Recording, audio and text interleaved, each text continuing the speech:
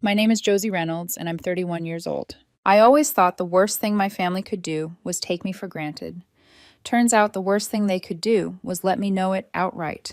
Because the text came out of nowhere. We need distance from you. Please stop contacting us completely. A second message followed. Uncle Rick is helping us pack tonight. Please don't make it weird. Pack. From the apartment I paid for. Using a moving truck I'd probably helped Rick load 2 years ago when his transmission died. I stared at the screen, thumb hovering. I didn't feel rage, not yet. It was quieter than that, like the last turn of a lock. I typed slowly. Of course, I'll cancel my direct deposits first thing. The message hit the group chat like a glass dropped on tile. Read by all. No replies. I'm the oldest kid, the one who fixes the Wi-Fi, the printer, the email password, the one who gets called when mom can't figure out the new TV remote and when dad doesn't remember his bank PIN. On paper, I'm a payroll specialist at a clinic. Numbers don't scare me. People do, sometimes. I rent a tiny one-bedroom apartment, keep my receipts in color-coded folders, and buy the boring groceries first. Eggs, rice, coffee, so I don't talk myself into impulse spending. In my family, that makes me the stable one. Translation: the wallet. Sunday night, before the texts, I was standing in my mom's kitchen with a folding table in my hands and the smell of dish soap and overcooked chicken filling the air. I'd promised to drop the table off for my cousin's birthday party. Mom liked hosting, like the good old years, which always seemed to include my trunk, my back, and my debit card. My younger sister, Tessa, was leaning on the counter in a brand new jacket she absolutely could not afford, scrolling her phone with both thumbs. Don't forget the rent transfer, banker girl, she said without looking up. Banker girl. The nickname made my molars ache. I set the folding table down a little harder than I intended. Tessa, please don't call me that. Dad laughed from near the fridge, like this was a ritual we all adored.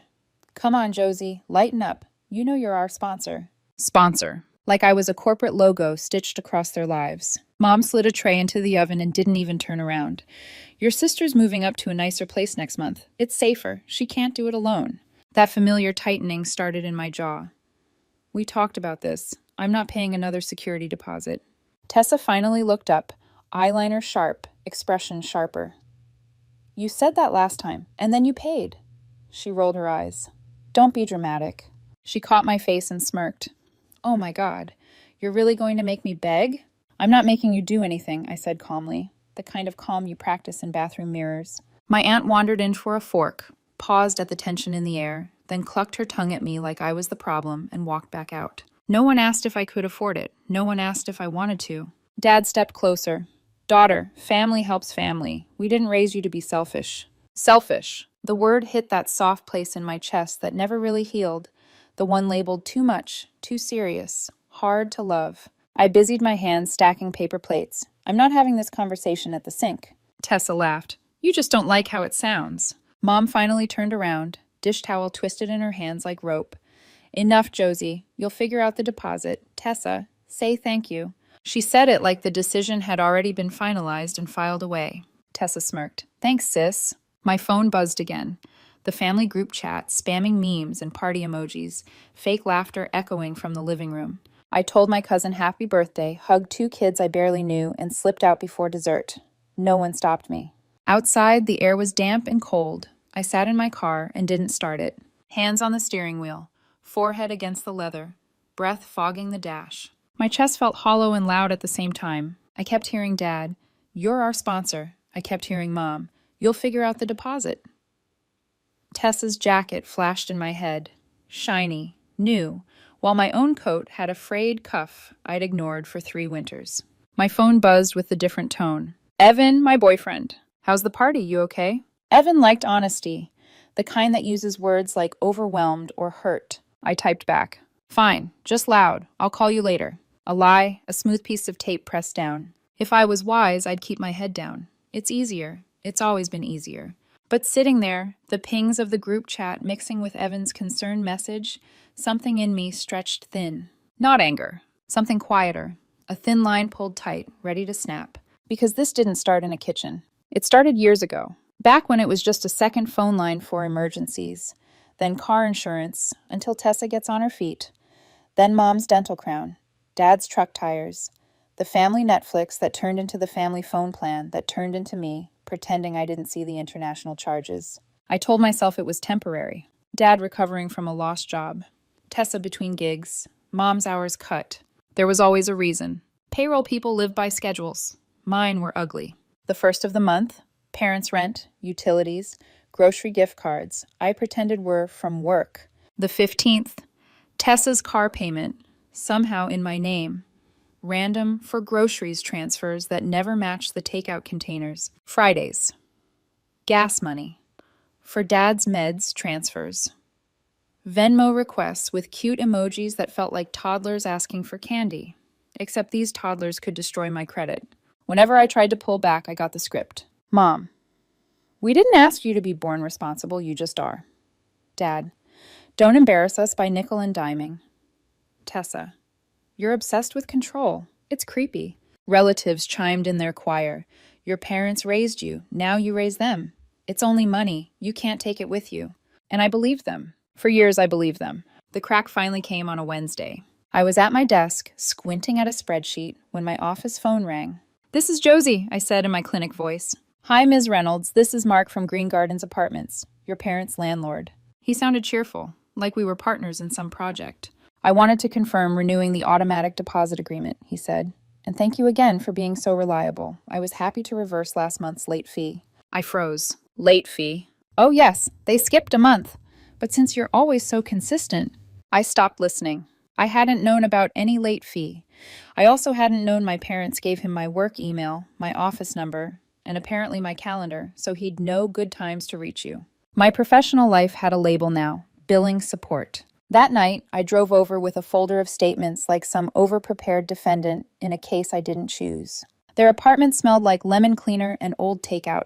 I sat on the sagging couch, the one I'd paid for, and said, no more surprises. If I'm paying for something, I deserve to know all of it. Mom stiffened. We feel attacked. Dad crossed his arms. Take that tone with your coworkers, not with us. From the hall, Tessa snickered. Should we tip you, or do we get an invoice first? I looked at the 3 people I had spent years financing. I'm tired, I said. Not loud, not dramatic, just tired. Mom folded the dish towel sharply. If it's so hard for you to be part of this family, she said, maybe you shouldn't be. The words sliced through me like cold air. I didn't argue, didn't cry. I just picked up my folder and left. The next afternoon at 4:10 p.m., the group chat message arrived. We need space from you. Please don't reach out anymore at all. I read it 3 times. The period after at all scratched something inside my throat. 3 minutes later, Uncle Rick is helping us pack tonight. Something in me went silent. I typed, of course, I'll cancel my direct deposits first thing, and hit send. The message had barely settled in the chat when the first bubble appeared. Dad, Josie, what is that supposed to mean? More bubbles. Typing. Erasings. Typing again. The digital version of pacing in a panic. I didn't rush. I'd spent years responding instantly, solving crises that weren't mine. Tonight, I let them wait 1 full minute. Then I took a photo of the paper I kept taped inside my desk drawer, my color-coded list of every bill I paid for them. Green for housing, yellow for utilities, blue for transportation, red for medical, purple for miscellaneous, which had grown into a monster category. I attached it, and I wrote, these end on the dates circled. I've removed my card from the shared accounts. You have 30 days to transition the leases and services into your own names. The chat exploded. Tessa, you're sick. You're doing this to punish us. Me, I'm doing this because you told me not to reach out anymore. I'm honoring that. Mom jumped in. Mom, don't twist our words. We said we needed space from your attitude, not from you. I read it twice, then typed, your message said, don't reach out anymore at all. That includes my money. Dad, money is not the same as family. I stared at my screen, jaw tense. Money is exactly what you want from me. Everything else you mock. I pressed send before I could soften it. Then the cousins started joining. Little speech bubbles stacking like they were watching a reality show instead of my life. A couple typed something, deleted, typed again. My heart pounded, but my hands stayed steady. I'd done this 1,000 times with budgets, audits, payroll disputes. This time I wasn't the clerk. I was the account holder. So I dropped screenshots. The overdue landlord notice.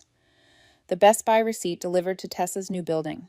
The phone plan usage showing an international call on a night.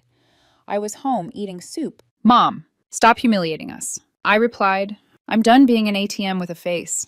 Tessa, you'll regret this. People don't forget cruelty. It was almost funny, in a sick way. Boundaries aren't cruelty. And right on cue, the switch happened. It always does. Rage simmering down into manipulation. Mom, what will we do now? Your father's blood pressure is high. I can't sleep when I'm worried. Dad, I work my whole life, and this is the thanks I get? Tessa, I can't live in a dangerous building. Will you be happy if something happens to me? I breathed in, breathed out, and typed. I hope you're all safe and healthy. I'm not abandoning you. I'm ending a financial entanglement that's hurting all of us. If you want help setting up budgets or calling providers, I'll send instructions. But the payments stop. Then I placed my phone face down. The screen lit the room every few seconds. More messages, angry, pleading, accusatory, but I didn't pick it up. For the first time in years, I gave myself a moment of quiet. The quiet didn't last. My phone buzzed again with a new name. Uncle Rick. Rick, I'm here with them. I'll make sure the apartment is cleared properly. I'll return anything that's in your name. A second message came 5 seconds later. Rick. And no, Tessa, you can't text her from my phone. It's my phone, kiddo. I let out a breath I didn't know I was holding. Rick wasn't perfect, but he was fair. He ran a small moving service and knew how to separate things that mattered from things that were just noise. If he said he'd handle it, he would. Then came Mom's final attempt, the Hail Mary. Mom, if you do this, you're dead to me. The words made something drop in my stomach. Not shock, not guilt. Just an ending. A door that had already been closing. I typed back. I'm sorry you feel that way. The phrase people use when there's nothing left to say. I put my phone face down again. The office around me was dark, the cleaning crew pushing their cart down the hallway.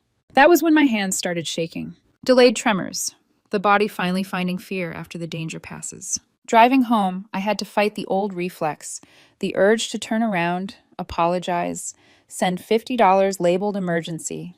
But I didn't. I unlocked my apartment, fed my cat, sat on the floor, and opened my laptop. Then I began cutting the ropes. One by one, sent a landlord, emailed a formal end to the automatic deposit. Utilities, removed my card. Internet, password changed. Streaming accounts, logged out on every device. The phone plan, the worst, endless hold music, security questions, explaining without oversharing. Canceling money is boring and brutal.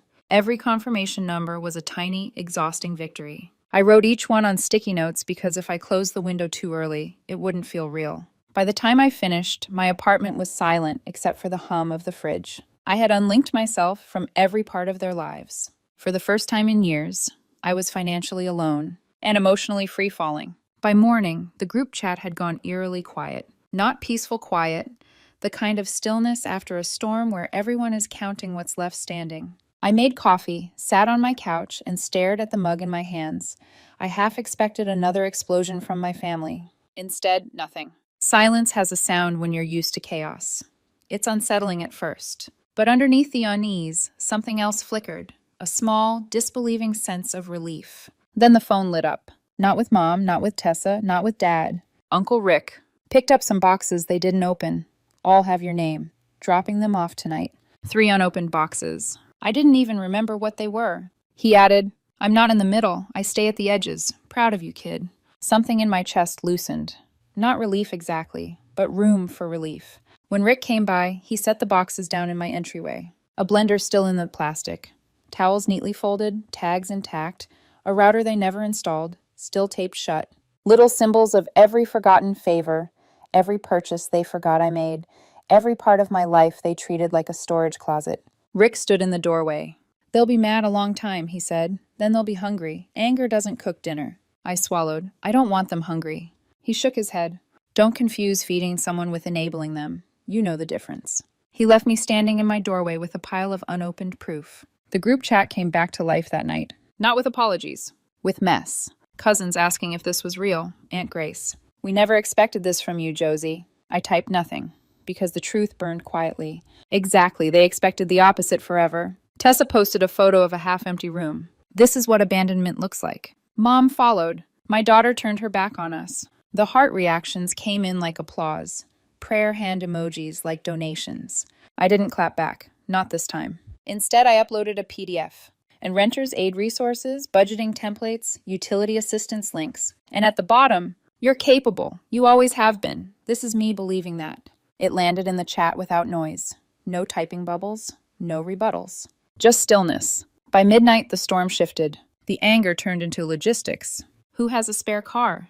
Can we add mom to our phone plan? Who can help Tessa move her stuff? Watching it was like tracking weather radar, fury breaking into scattered showers of inconvenience. Day 2 brought threats. We'll never forgive you. Day 3 brought bargains. Just keep the phone plan. We'll handle the rest. Day 4 brought guilt. You made your mother cry. Every time I wrote the same message. I'm not discussing this over text. The payments are over.